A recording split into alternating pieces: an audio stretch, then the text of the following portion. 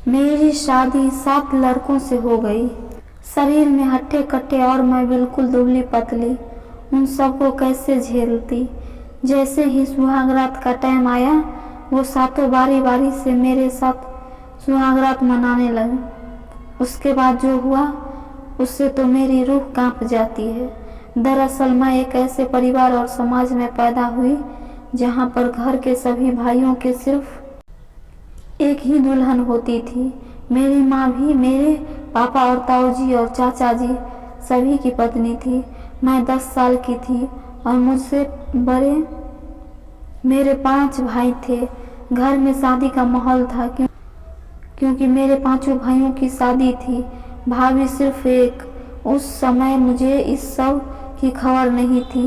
मैं बिल्कुल अनजान थी कि ऐसी भी कोई प्रथा होती है। मैं तो इस खुशी में झूम रही थी कि घर में मेरी 5 भाभियाँ आएंगी। लेकिन भैया की शादी के बाद जब दुल्हन का गृह प्रवेश किया गया था, मेरे 5 दूल्हे भाइयों के साथ केवल एक ही दुल्हन थी। सब लोग बहुत खुश थे कि घर में बहू आ गई, पर मैं सिर्फ इसी सोच में थी कि आखिर मेरी बाकी 4 भाभियाँ कहाँ हैं। खैर मैं इस सब को भूल गई और नाचने में लग गई। कुछ दिन यूं ही निकलते गए। रोज देखती कि मेरी भाभी के पास सभी भाई जाते हैं। पढ़ाई लिखाई उस समय होती नहीं थी और अगर थोड़ी बहुत होती तो वो सिर्फ लड़कों के लिए। लड़कियों को पढ़ाई नहीं करने दी जाती थी। कुछ दिन बाद मेरी सहेली की बहन की शादी थी। उसके पिताजी और मेरे पिताजी अच्छे दोस्त थे, इसलिए उनकी शादी में हमारे पूरे परिवार को बुलाया गया। सब लोगों के साथ मैं भी वहां गई। जब उनके यहाँ बारात आई तो 3 दूल्हे थे। मैं फिर सोचने लगी कि इनके यहाँ तो सिर्फ एक लड़की की ही शादी है, तो फिर दूल्हे 3 कैसे हैं। खैर उनकी शादी के बाद मैं घर पे आई। जब माँ को सारा काम करके खाली बैठे देखा तो मैंने माँ से पूछ लिया कि आखिर में ये क्या है, एक लड़की के इतने सारे दूल्हे कैसे हो सकते हैं। तभी मेरी माँ ने मुझे प्यार से समझाया कि बेटी हमारे समाज की एक प्रथा है जिसमें जहाँ लड़की का रिश्ता तय किया जाता है वहाँ जितने भी भाई होते हैं उन सब से शादी होती है। मैंने माँ से पूछा कि इतने सारे लड़कों को एक अकेली लड़की कैसे संभाल पाती है। तभी माँ ने कहा कि बेटा आप जैसे भी हो ये सब तो करता ही है। अब लड़की की किस्मत पर निर्भर करता है कि उसके ससुराल में ज़्यादा भाई न हो। मेरी ज़्यादा कुछ समझ में नहीं आ रहा था तो मैं वहाँ से उठकर चली गई। कुछ दिन बाद जब मैं 18 साल की हुई तो मेरे घर पर मेरी शादी करने की बात चलने लगी। भाई और पापा ने मेरे लिए रिश्ता देखना शुरू कर दिया। मैं बिल्कुल भी खुश नहीं थी शादी करवाने के लिए, क्योंकि मेरा दिल इसलिए घबरा रहा था कि पता नहीं कितने लड़कों से मेरी शादी होगी और उसके बाद मैं उन सबको कैसे संभालूंगी। लेकिन मेरी कहाँ चलने वाली थी। आखिर जो होना था वही हुआ जो घर के बड़े चाहते थे। खैर दूसरे दिन मैं अपनी माँ के साथ बैठी थी, तभी मेरे सबसे बड़े भैया आए और कहने लगे कि अंजू का रिश्ता तय कर दिया गया है। बहुत अच्छा खानदान है और जमीन भी अच्छी आती है। लड़के 7 भाई हैं। ये सुनते ही मेरे पैरों तले जमीन खिसक गई। 7 लड़कों को मैं कैसे संभाल पाऊंगी, बस यही सोच मुझे खाई जा रही थी। मैं बार बार इस समाज को कोस रही थी कि आखिर ये प्रथा किसने और क्यों बनाई है। हम लड़कियों का ख्याल जरा भी नहीं है किसी को। मैंने कई प्रयास किए कि किसी भी तरह से शादी ना हो, लेकिन शायद ना किस्मत में भी यही लिखा हुआ था। मैंने अपनी माँ और भाभी से इस बारे में बात की, लेकिन उन्होंने भी मुझे बोल दिया कि तुम्हें अब इसे स्वीकारना ही पड़ेगा। मेरी माँ कहने लगी कि मैं और तुम्हारी भाभी भी तो ये सब झेल रहे हैं। शुरू में तुम्हें तकलीफ होगी, लेकिन बाद में तुम्हें अपने आप सहन करना सीख जाओगी। मैं दुखी मन से वहाँ से चली आई। अब जैसे जैसे शादी के दिन नज़दीक आ रहे थे मैं गहरी चिंता में डूबी जा रही थी। आखिर वो दिन आ ही गया।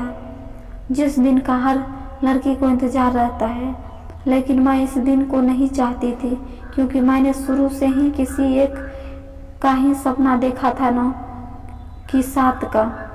सब लोग अपने अपने काम में लगे हुए थे। कोई तैयार हो रहा था तो कोई बारात के स्वागत की तैयारी में। मुझे भी तैयार किया गया। रंग गोरा होने की वजह से मैं सबसे सुंदर थी। दुल्हन के जोड़े में भी मैं बहुत सुंदर दिख रही थी, लेकिन मुझे अपनी सुंदरता नहीं दिख रही थी। मुझे सिर्फ ये चिंता सताई जा रही थी कि आखिर से होगा सब। फिर मेरी इसी सोच में डूबे मन को अचानक कुछ लड़कियों के शोर से बाहर निकाल दिया, जो कह रही थी कि बारात आ गई है।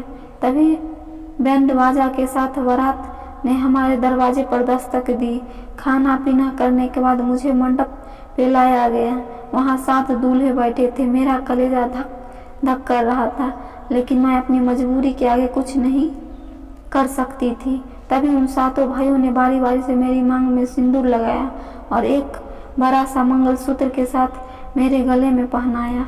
फिर फेरों के लिए उन 7 ने साफे के साथ मेरा पल्लू बांधा और फेरे करवाए। फिर हम 8 की शादी संपन्न हुई। मुझे अपने कमरे में ले जाया गया। वहाँ कुछ महिलाओं के साथ मेरी भाभी और माँ भी थी। उन्होंने मुझे कहा कि देखो बेटा, अब से उन 7 के साथ ही तुम्हारा संसार है। तुम कभी भी उन लोगों को निराश मत करना, न ही कभी उनकी सेवा में कोई कमी रखना। हम सब की हमेशा लाज रखना। उनकी ये सब बातें मुझे अंदर से झकझोर रही थी। मैं चाहकर भी अपने ससुराल नहीं जाना चाहती थी, लेकिन मैं इस प्रथा की जंजीर में इस कदर जकड़ी हुई थी कि चाहकर भी अपने आप को आज़ाद नहीं करवा सकती थी। खैर, विदाई का समय हो चुका था। सब लोगों से मिलकर मैं अपने ससुराल के लिए निकल गई। ससुराल पहुंचते ही सब लोगों ने रस्में पूरी की और मुझे खाना खिलाया। इतनी सुंदर बहू पाकर मेरे सास ससुर बहुत खुश थे। जो लोग भी आए हुए थे, सब लोग मेरे ही चर्चे कर रहे थे, लेकिन उन लोगों की तारीफों का मुझ पर कोई ऐसा असर नहीं पड़ रहा था जो मेरी चिंता दूर कर दे। अब रात हो चुकी थी। फूलों को सजा और इत्र की खुशबू से भरे कमरे में मुझे ले जाया गया और मुझे घूंघट निकलवा कर वहां बैठा दिया गया। फिर कुछ देर बाद मेरे सबसे बड़े पति आए। उन्होंने मेरे साथ सुहागरात मनाई और चले गए। मैं दर्द से कड़ा रही थी, लेकिन फिर भी मैंने खुद को संभाला और अपने कपड़े सही किए और फिर से सेज पर बैठ गई। फिर मेरा दूसरा पति कमरे में आया और उसने भी मेरे साथ सुहागरात मनाई। ऐसा करते करते मेरे 7 पतियों ने मेरे साथ सुहागरात मनाई। सुबह फिर उठकर मुझे घर के काम में लगा दिया। रात भर का दर्द मुझे काम करने में अड़चन पैदा कर रहा था, लेकिन मैं आखिरकार भी क्या कर सकती थी। ऐसा रोज रोज होता रहा। रात भर एक मशीन की तरह वो लोग मेरे जिस्मों को नोचते और दिन में घर का काम मेरी हालत खराब कर देता। फिर एक दिन मुझे अपने माता पिता से मिलवाने के लिए मेरे पीहर ले जाया गया। वहाँ जाकर मैं सब लोगों से मिलकर बहुत अच्छा महसूस करने लगी, लेकिन मैंने अपनी भाभी को सब कुछ बताया तो उन्होंने मुझे दिलासा दिया और कहा कि मैं तुम्हारे भाइयों से इस बारे में बात करूंगी। तभी मेरा वापस जाने का समय हो गया और मैं अपने ससुराल चली गई। उधर मेरी भाभी ने मेरे भाइयों से बात करके मेरी सास को बोला कि हमारी अंजू बहुत कमज़ोर है, वो एक साथ 7 लोगों के साथ संबंध बनाने में अभी सक्षम नहीं है, तो आप थोड़ा दया करो उस पर।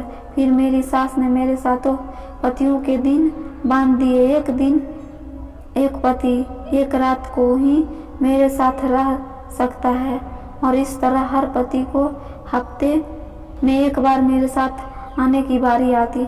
अब मैं कुछ ठीक होने लगी थी, क्योंकि अब रोजाना सिर्फ एक पति ही मुझे संबंध बनाता था। लेकिन मेरे सबसे छोटे पति माँ की सबसे अलग थे। वो मुझे समझते थे, मेरे मूड का भी ख्याल रखते थे और मेरी हर तकलीफ को समझते थे। जब कभी मेरी तबीयत ठीक न होती तो वो मेरा ख्याल रखते थे। मैं भी उनसे ज़्यादा प्यार करती थी, क्योंकि सिर्फ वो ही थे जो मुझे अपनी मानते थे।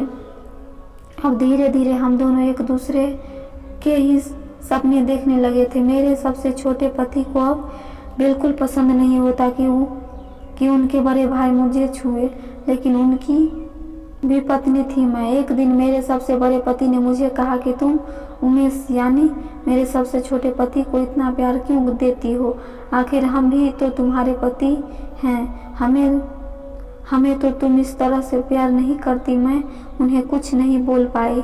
फिर उन्होंने गुस्से से मुझे पीटना शुरू कर दिया और बहुत दर्द भरा संबंध बनाया।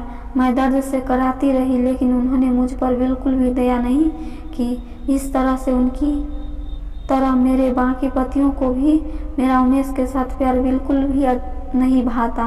वो भी मुझे मार पीट कर शिकार बनाने लगते। उमेश को ये सब बिल्कुल भी पसंद नहीं आ रहा था, लेकिन वो बेचारे क्या करते। एक दिन मेरे मायके से संदेश आया कि मेरे भतीजी हुआ है, तो मुझे वहाँ बुलाया गया है। मेरे सास ससुर ने मुझे कहा कि कल तुम अपने मायके चली जाना, तुम्हें उमेश छोड़ आएगा और 2 दिन बाद वापस ले आएगा। मैं खुश हुई, क्योंकि कम से कम 2 दिन तो मैं इन हैवानों से छुटकारा पाऊंगी। उस रात उमेश की बारी थी मेरे कमरे में आने की। रात होते ही उमेश मेरे कमरे में आए। मैं उन्हें देखकर कपड़ा उतारने लगी, तभी उमेश ने मेरा हाथ पकड़ लिया और मुझे आराम से बैठाया। मुझे कुछ समझ में नहीं आ रहा था। तभी उमेश कहने लगे कि देखो अंजू, मुझे तुम्हारी ये तकलीफ़ें देखी नहीं जाती हैं, और ऊपर से तुम्हें कोई और न छुए, मुझे बिल्कुल बर्दाश्त नहीं होता है। तभी मैंने कहा कि अब हम क्या कर सकते हैं, और सच कहूँ तो मैं भी आपके साथ ही रहना चाहती हूँ, क्योंकि मैंने भी हमेशा से एक पति का सपना देखा था, और इस समाज की प्रथा ने मुझे अपने सपनों से ही अलग कर दिया। तभी उमेश ने मुझे कहा कि अब हम ऐसे नहीं रहेंगे।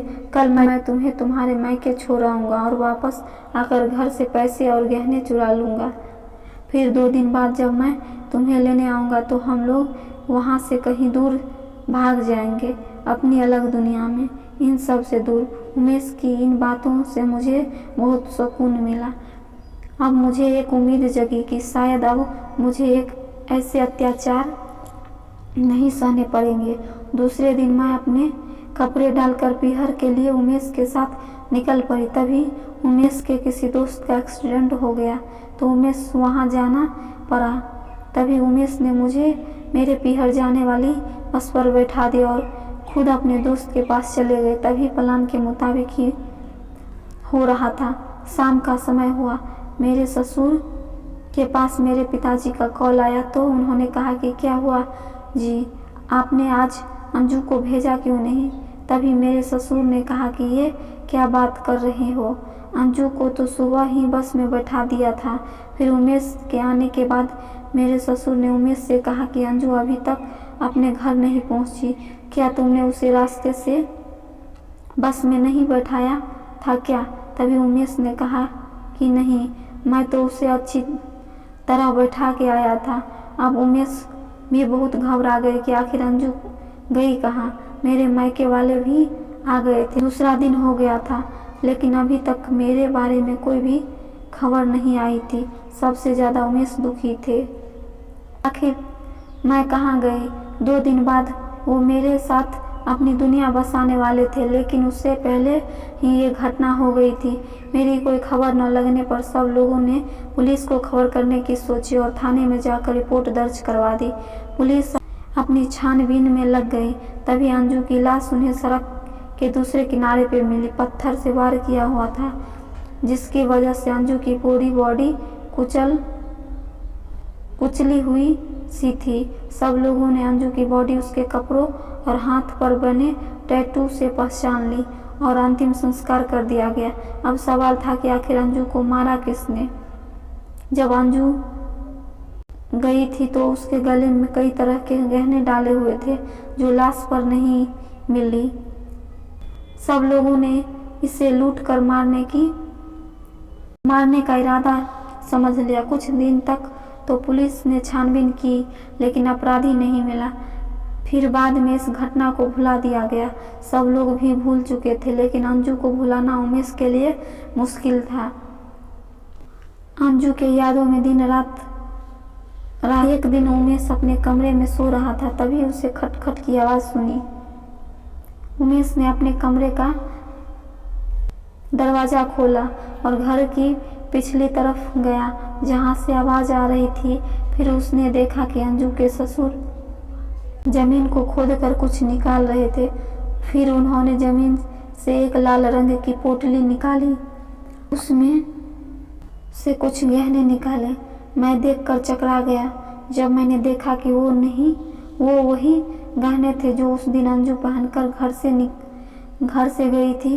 उमेश को सारा माजरा समझ में आ गया था, लेकिन वो ये सोचकर दुखी भी हो रहा था कि उसके पिताजी ऐसा कैसे कर सकते हैं। उमेश ने दूसरे दिन पुलिस को बुलवाया और सारी बातें कह डाली। अंजू के ससुर उमेश को गुस्से से देख रहे थे, लेकिन फिर पुलिस के खौफ से उन्होंने सब कुछ उगल दिया। उन्होंने कहा कि मैंने उमेश और अंजू की सारी बातें सुन ली थी कि ये लोग 2 दिन बाद भाग जाएंगे। तभी मैंने मेरे बाकी के 6 बेटे का क्या होगा और हमारी बिरादरी में क्या इज्जत रहेगी। इसी डर से अंजू का पीछा करने लगा और कुछ मेरे गुंडे आदमियों की मदद से अंजू को मरवा दिया ताकि वो उमेश के साथ न भाग पाए। और मैंने गहने निकाल लिए ताकि लोगों को लूट पाट का मामला लगे और हमारे गहने भी बच जाए। पुलिस अब अंजू के ससुर को गिरफ्तार कर चुकी थी। उमेश की आंखों से आंसू नहीं रुक रहे थे कि ये कैसी प्रथा है जिसकी वजह से लड़कियां को इतनी तकलीफ झेलनी पड़ती है, और अगर वो खुलकर जीना चाहे तो उन्हें जान से मार दिया जाता है। उमेश अब पूरी तरह जिंदगी अंजू की यादों को समर्पित कर चुका था।